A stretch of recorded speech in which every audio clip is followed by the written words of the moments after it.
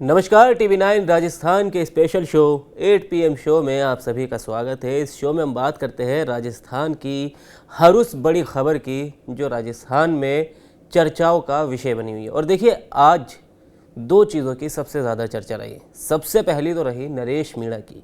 उन्होंने 14 दिन के बाद आज आखिरकार अपना अनशन तोड़ दिया। कई कांग्रेसी नेता भी वहां पहुंचे, हनुमान बेनीवाल भी पहुंचे। विपक्षी नेताओं का लगातार नरेश मीणा को जब से वो SMS अस्पताल में भर्ती हुए लगातार उनको समर्थन मिल रहा था। कई नेता उनसे बातचीत भी करने के लिए वहां मिलने मुलाकात करने जा रहे थे। सचिन पायलट खुद नहीं पहुंचे, लेकिन उन्होंने फ़ोन पर कॉल कर उनसे बातचीत की, अपना समर्थन दिया, अपने समर्थकों को भेजा। गहलोत जी ने अपना समर्थन दिया। इसके अलावा सबने एक ही बात कही कि भाई अनशन तोड़ दो, क्योंकि उससे उनका स्वास्थ्य लगातार बिगड़ता जा रहा था। अब आखिरकार 14 दिन के बाद उन्होंने अपना अनशन तोड़ दिया और उसके बाद बाहर आकर उन्होंने कई बड़े ऐलान भी किए। शहीद स्मारक पर आकर उन्होंने अनशन तोड़ा और उन ऐलानों की भी बात करेंगे और उसके आगे उसके क्या सियासी मायने हैं, अंता से क्या जुड़ रहा है, अंता के लिए क्या फील्डिंग राजस्थान में अब लग रही है, इन सब पे बात करेंगे। लेकिन दूसरी खबर की भी पहले बात कर लेते हैं। दूसरी खबर है अशोक गहलोत खेमे को लेकर। देखिए, पिछले दिनों में आपने भी वो खबर देखी होगी कि 6 कांग्रेसी नेताओं की वापसी की गई है, जिनमें पहला नाम तो है सबसे ज़्यादा जो चर्चाओं में रहा है मेवाराम जैन का, जिनका एक वीडियो वायरल हुआ था, पार्टी ने बाहर निकाल लिया था। अब खैर उनको वापस ले लिया। इसके बाद है बालेंदु सिंह शेखावत, संदीप शर्मा, बलराम यादव, अरविंद डामोर और तेजपाल मिर्धा। दूसरे नंबर पे अरविंद डामोर की भी काफ़ी चर्चा रही, क्योंकि वो पिछले लोकसभा चुनाव 2024 में उन्होंने अपना नामांकन वापस नहीं लिया था और पार्टी के खिलाफ बगावती रुख अख्तियार कर लिया था।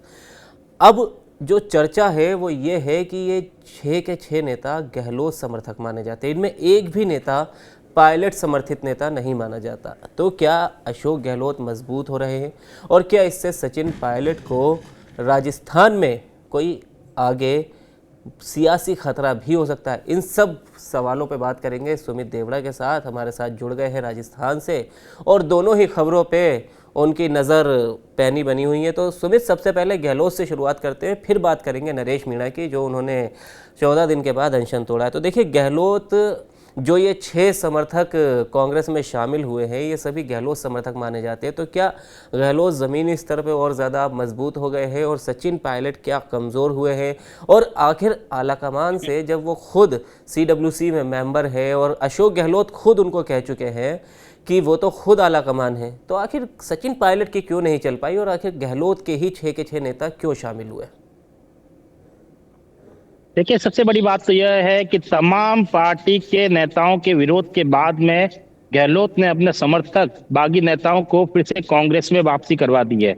जी ऐसे में कहीं ना कहीं देखिए, जिस तरह से हमेशा से बातें चलती रहती है कि किस तरह से पायलट जो है राजस्थान में मजबूत होते जा रहे हैं, आलाकमान के नजदीक जाते जा रहे हैं। 2028 का विधानसभा का चुनाव जो है उनके चेहरे पर लड़ा जाएगा। क्या कांग्रेस जो है युवा नेता तलाश रही है? क्या उन्हें मुख्यमंत्री बनाया जाएगा? इसी बीच इन 6 नेताओं की वापसी अब सियासी हलकों में चर्चा का विषय है।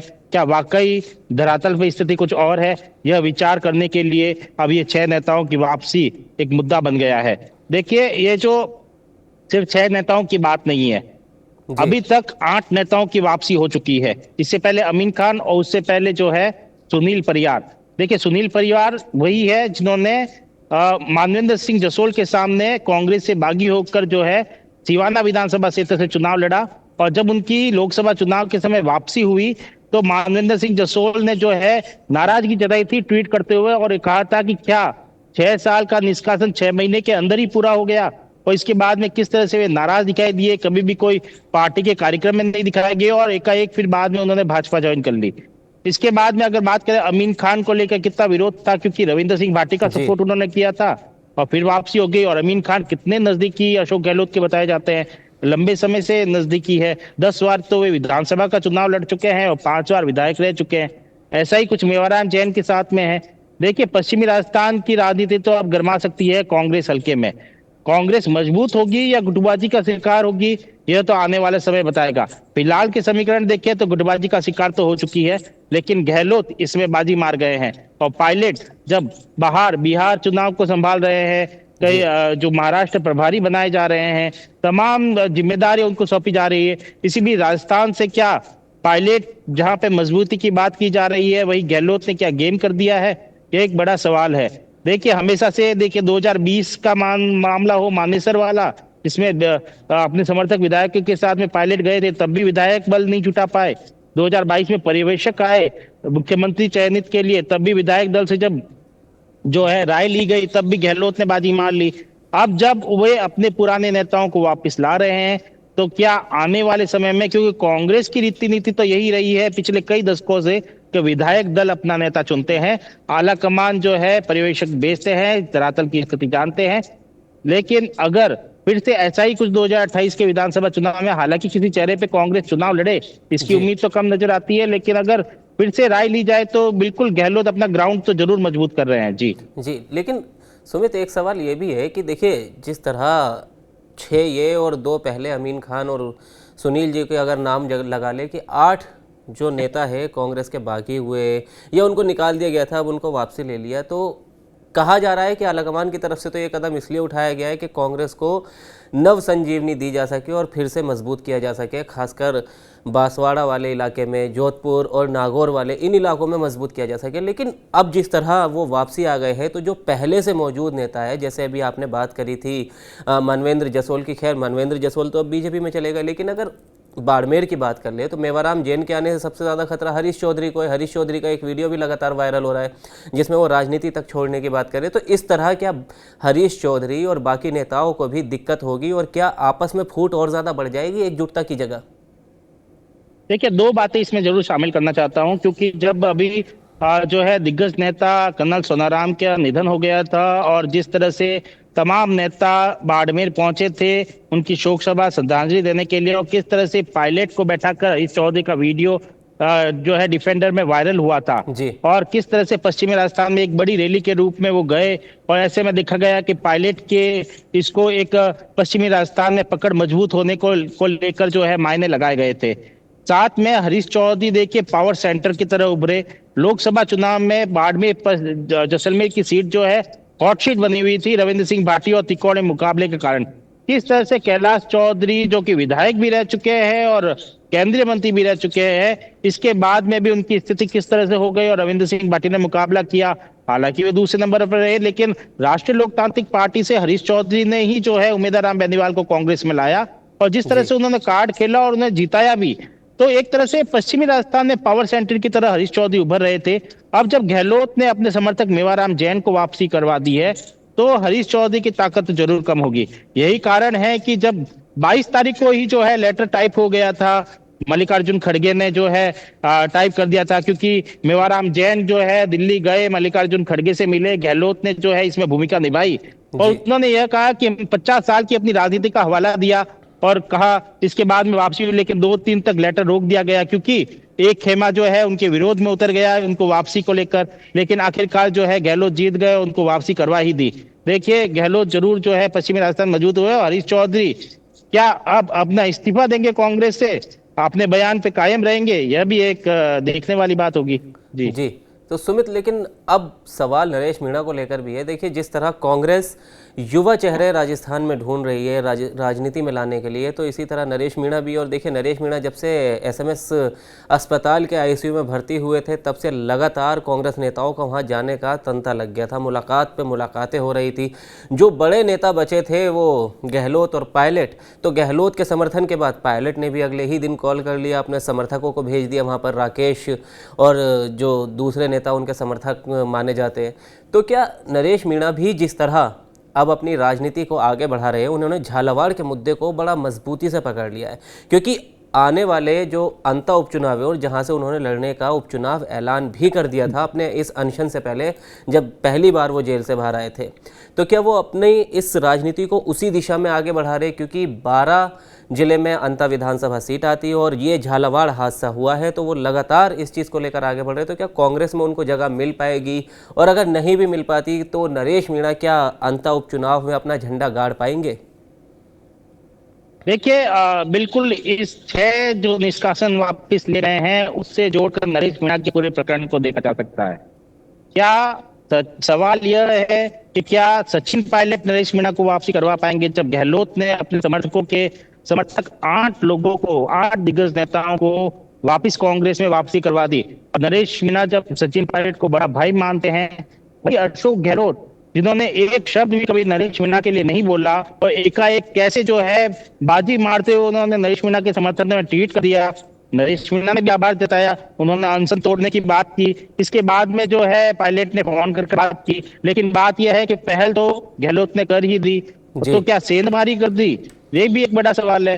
देखिए, जब 8 विधायकों को गहलोत अपने अंदर ला सकते हैं, और जब 3 बार नरेश मीणा ने कांग्रेस से बार बार टिकट मांगा, जब 2023 के विधानसभा चुनाव थे, फिर वे जो है नाराज होकर पार्टी से चले गए, फिर प्रहलाद गुंजल के साथ में वापस आए, उन्होंने 2 लोकसभा चुनाव के लिए टिकट मांगा, लेकिन टिकट नहीं मिला। पायलट ने समझाइश की कि आगे कोई भी चुनाव होगा तो उन्हें टिकट दिया जाएगा, लेकिन फिर उपचुनाव हुआ, टिकट नहीं दिया गया, उन्होंने निर्दलीय ताल ठोक दी। दूसरे नंबर पे अच्छे खासे लड़े, जो भी प्रकरण हुआ, देवली उनियारा में थप्पड़ कांड हुआ, उन्हें जेल जाना पड़ा, और झालावाड़ स्कूल हादसे को लेकर। अब जब फिर से उपचुनाव की बारी आई है, और नरेश मीणा सचिन पायलट को बड़ा भाई बता रहे हैं, और नरेश मीणा को इतना जन समर्थन मिल रहा है, और वे वापसी अगर करते हैं तो पहले वो कांग्रेस से जन मिलेगी क्या, सामने आएंगे और पूरा पार्टी में वापसी करवा पाएंगे, ये भी बड़ी बात होगी। और नरेश मीणा की वापसी में किसकी मिलेगी, अशोक गहलोत की, सचिन पायलट की, और क्या सचिन पायलट दिखाएंगे, और गहलोत तो पहले गहलोत ने कर दिया, और क्या तो नरेश मीणा है कि मालिश करेंगे। जी जी सुमित, तो सुमित एक आखिरी बस चर्चा और कर लेते हैं वसुंधरा राजे को लेके। देखिए, इस तरफ अशोक गहलोत एक्टिव हो गए और वो भी लगातार हाशिए पे नज़र आ रहे थे, और इसी तरफ वसुंधरा राजे भी पूर्व मुख्यमंत्री और वो बीजेपी में हाशिए पे नज़र आ रही थी। लेकिन अब जो 25 सितंबर यानी कल जो प्रधानमंत्री नरेंद्र मोदी का बांसवाड़ा में जो उनका दौरा था, वहाँ उन्होंने शिलान्यास कार्यक्रम रखा, तो काफ़ी बदले बदले प्रधानमंत्री वहाँ नज़र आए। कभी जीप में वो इस तरह के कार्यक्रम में, बड़े कार्यक्रम में अकेले सबके साथ नहीं जाते, लेकिन वो पूरी बीजेपी को, मतलब मुख्यमंत्री, प्रदेश अध्यक्ष, दोनों उप मुख्यमंत्री को जीप में साथ में लेकर आए। और फिर जो वो स्टेज वाला सबसे ज़्यादा चर्चा का विषय बना हुआ है वसुंधरा राजे का, और उनका जो एक तस्वीर वायरल हो रही है जिसमें वो दिया कुमारी को एक तरह से इग्नोर करते हुए आगे बढ़े और वसुंधरा राजे से उन्होंने बातचीत की। उसमें भी वसुंधरा राजे के हाव भाव थोड़े सख्त नज़र आए और प्रधानमंत्री के हाव भाव थोड़े नरम नज़र आए। तो उसको लेके भी अब कहा जा रहा है कि देखिए कि वसुंधरा राजे क्या प्रधानमंत्री नरेंद्र मोदी पर भारी पड़ गई है। एक तरफ तो अशोक गहलोत आला कमान पर अपना जादू चलाते हुए दिख रहे, इसी तरह दूसरी तरफ बीजेपी में वसुंधरा राजे हैं, तो क्या वो भी, उनका भी जादू चल सकता है आगे आने वाले दिनों में? देखिए, सामान्यतः राजस्थान में जिस तरह से सरगर्मियां चल रही है राजनीतिक, ऐसी चुनाव के समय देखी जाती है, लेकिन 2 साल में ही राजनीतिक सरगर्मियां चलनी शुरू हो गई। कांग्रेस में ही नहीं, बीजेपी में भी जो है बड़ी नजर आ रही है। सामान्यतः प्रधानमंत्री जी जब किसी बड़े दौरे जाते हैं, 3-4 घंटे किसी जो है राज्य में बिताते हैं, किसी जिले में बिताते हैं और संवाद करते हैं, तो वहां पर या तो चुनाव आने वाले होते हैं और चुनाव बहुत नजदीक होते हैं। लेकिन अब जब राजस्थान में कोई भी चुनाव नहीं है, इसी बीच में जो है प्रधानमंत्री का दौरा यहाँ पर आए और संवाद किया लाभार्थियों के साथ में, तो क्या भाजपा में भी सब कुछ सही नहीं चल रहा है? और आलाकमान खुद देख रहा है इस तरह से तेज पहुंचे, और वसुंधरा राजे को जिस तरह से तवज्जो दी गई, उनसे बात की गई, इसके साथ में जिस तरह से उन्होंने अपनी बहन कर वसुंधरा राजे को संबोधित किया, और किस तरह से जो है जनता के अंदर से शोर उठा। देखिए, दोनों ही कांग्रेस में जहां पूर्व मुख्यमंत्री अशोक गहलोत के वर्चस्व की बात हम कर रहे हैं, वे मजबूत होते जा रहे हैं, तो क्या भाजपा में भी पूर्व मुख्यमंत्री वसुंधरा राजे मजबूत होती जा रही है और अपनी पकड़ मजबूत करती जा रही है? बिल्कुल कोई अतिशयोक्ति नहीं होगी। तो दोनों ही पुराने नेता जो है अब जो है मजबूत होते जा रहे हैं, पकड़ मजबूत करते जा रहे हैं, और जो वर्तमान जो युवा नेता है या फिर सरकार में जो बने हुए हैं मुख्यमंत्री भजनलाल शर्मा, जिस तरह से रिफॉर्म बीजेपी का देखा गया है, उसमें कहीं ना कहीं जो है बीजेपी के लिए चिंता के विषय हो सकता है, और कांग्रेस में भी जो है नया गुट को जो है चिंता का विषय हो सकता है। तो दोनों में जो है गुटबाजी देखने को मिल रही है। जी चलिए, बहुत बहुत शुक्रिया सुमित हमारे साथ जुड़ने के लिए और ये सारी जानकारी हमारे साथ साझा करने के लिए। तो ये थी अपडेट नरेश मीणा, अशोक गहलोत और वसुंधरा राजे को लेकर। देखिए पिछले 1-2 दिनों की अगर बात कर ले तो वसुंधरा राजे जो बीजेपी में हाशिए पर चल रही थी, उनके भी जो तेवर है वो थोड़े सख्त दिखाई दिए। प्रधानमंत्री नरेंद्र मोदी के तेवर थोड़े नरम थे। वहीं अशोक गहलोत की बात करें तो इतने दिन से जो लगातार सोशल मीडिया पर सचिन पायलट हावी नज़र आते हैं कि सचिन पायलट ही अब सब कुछ है। अशोक गहलोत ने खुद बयान दिया कि वो आला कमान है, CWC के मेंबर है, उनका एक भी समर्थक कांग्रेस में अभी तक वापसी नहीं कर पाया। और जबकि नरेश मीणा को लेकर ही इतनी खबरें लगातार राजस्थान में चल रही है, आने वाले कुछ समय में अंता पे उपचुनाव भी होना है, तो क्या सचिन पायलट भी अपने समर्थित नरेश मीणा को वहां से टिकट दिलवा पाएंगे और कांग्रेस वहां से जीतेगी? तो जो भी होगा हम आपको TV9 राजस्थान पे बताते रहेंगे। आज के शो में फिलहाल इतना ही। एक बार फिर आपके सामने हाजिर होंगे एक नए सियासी और गैर सियासी मुद्दे के साथ। शुक्रिया।